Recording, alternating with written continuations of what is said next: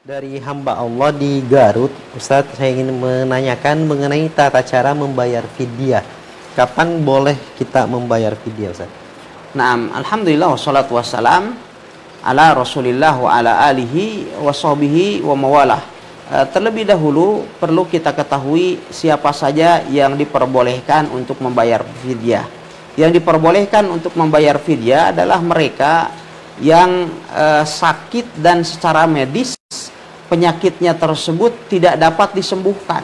Jadi menurut misalnya seorang ahli medis muslim yang terpercaya bahwa ini penyakitnya tidak mungkin lagi disembuhkan, maka saat itu ia adalah membayar fidyah.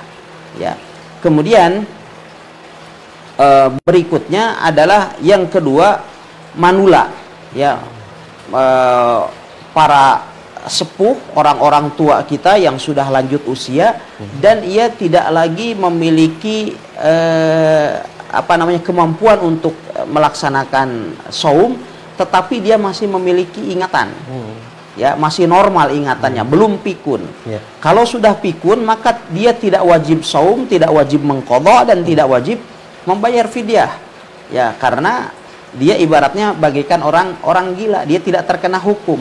Tetapi bagi mereka yang sudah lanjut usia namun akal pikirannya masih normal, maka inilah yang diharuskan untuk membayar fidyah, karena tidak mungkin ya dia kembali ke masa muda lalu kemudian bisa kembali melaksanakan qadha kan. Ya, maka semakin lama bahkan semakin tua, maka saat itu kemudian dia wajib membayar fidyah. Ya, membayar fidyah ini adalah jikalau kondisinya tadi adalah dia seperti yang kita sebutkan tadi, dua kelompok itu, maka kemudian dia boleh membayar fidyah. Ya, begitu kemudian dia selesai dari bulan Ramadan. Ya, selesai dari bulan Ramadan, maka dia boleh kemudian membayar fidyah. Ya, hanya saja para ulama rahimahumullah taala menyebutkan bahwasannya orang yang membayar fidyah ini adalah kewajibannya itu adalah di saat ia sudah mendapatkan kesempatan untuk melakukan qadha. Karena fidyah itu adalah sebagai ganti daripada qadha. Ya, tetapi kalau seandainya kondisinya seperti manula, ya boleh misalnya pada hari ini karena dia menggantikan saum, bukan lagi menggantikan qadha. Ya, misalnya tadi dia meninggalkan saum, maka besoknya dia sudah bayar gitu. Sudah membayar fidyah. Ya, atau pada hari yang sama juga dia membayar fidyah karena dia tidak mungkin qadha. Ya, tetapi kalau seandainya misalnya dia langsung membayarnya 30 hari, maka ini kan dia belum kena kewajiban, belum melewati masa itu. Ya, belum melewati masa itu. Hanya saja kalau seandainya seseorang misalnya dia itu adalah menurut pendapat yang mengatakan bahwasannya misalnya termasuk ke dalam kategori orang yang membayar fidyah itu adalah termasuk wanita hamil dan menyusui, maka itu adalah harus lewat terlebih dahulu masa qadha.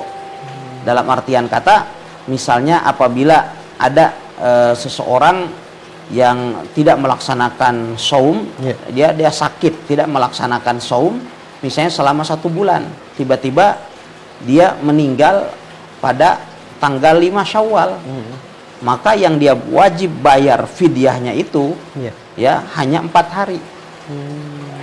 Ya, 4 hari setelah bulan Ramadan. Hanya 4 hari terhitung dari tanggal 2 Syawal. 2 Syawal. Ya, 2, 3, 4, 5. Ya, karena fidyah itu adalah sebagai ganti daripada qadha. Sementara kan waktu qadha baru 4 hari.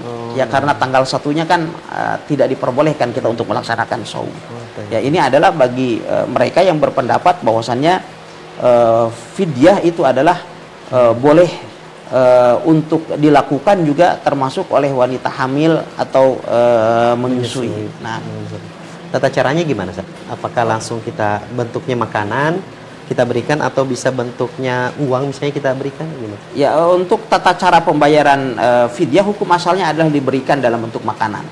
Ya, bukan dalam bentuk harta karena disebut it'amu ta'ami masakin. Ya, memberikan makan kepada orang-orang miskin. Maka dia diberikan dalam bentuk makanan, baik makanan itu adalah makanan dalam bentuk bahan baku ya, atau kemudian diberikan dalam bentuk makanan siap saji. Ya, boleh kita berikan dalam bentuk nasi kotak misalnya, atau kita undang sejumlah hari yang kita tinggalkan, ya, baru kemudian kita makan bersama sampai mereka kenyang semuanya, itu pun diperbolehkan. Sebagaimana dilakukan oleh Abdullah ibn Abbas radhiyallahu taala, dilakukan oleh Anas ibn Malik radhiyallahu taala anhu. Ketika beliau sudah lanjut usia, maka beliau undang 29 atau 30 orang untuk makan di rumahnya sampai kenyang.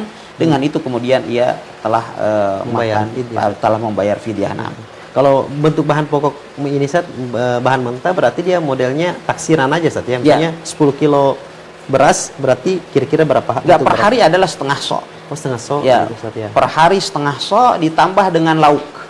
Kalau kata saya Umar Al-In tempo hari adalah setengah sok dan setengah ayam. Ya, artinya setengah sok dan setengah ayam untuk lauknya.